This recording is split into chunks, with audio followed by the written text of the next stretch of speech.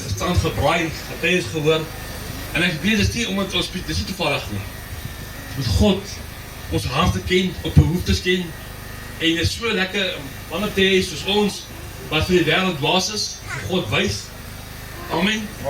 Jy weet, as 'n ma, ek weet preek, maar as 'n ma, as 'n kind sport doen, dan haar sy, kom sussie, hardloop, kom sussie, hardloop. Maar die kerk is nie so heilig nie. Oh, sorry, pastoor. Nee? Ek gee my dat dan nie. Op daai diskus. Alles. Die skep doet maar jy dan vir jou duiwel weg.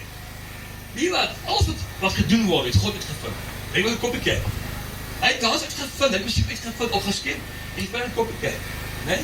Naam van God. Jy doen nie in jou vlees dit nie, maar as God se gees oorneem. Die Bybel sê as jy uitsinnig raak, beteken as jy binne jouself raak, dit beteken vir God. Wat jouself is vir mense. Maar die Heilige Gees maak jy dronk hoor. Jy is gestryd broer jy ras. En jy doen nou anders nie, nee, amen. Amen. En dit tyd geword, 'n dronk word van die Gees man.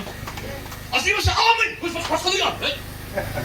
Dit moet vir die keringe hou, né? Ek het dit met hom gehad. Ons het kerk gehad, 4 uur middag. 4 uur middag. Kon die ou se huis ry nie, of dit dronk gewees. Onder God se Gees. Waar is hy daar? Waar is hy daar? Nee? Ek het net 'n kerk gepluk, jy betref my. Moenie God se Gees op kwai werk en ons ken dit nie. Ag, nonsens beskoor man. Sies man. Jy kan weghardloop as God werk, maar jy gaan terug hardloop God werk. Wat nog jy daar dag verlaat? Wat doen we? Julle Vader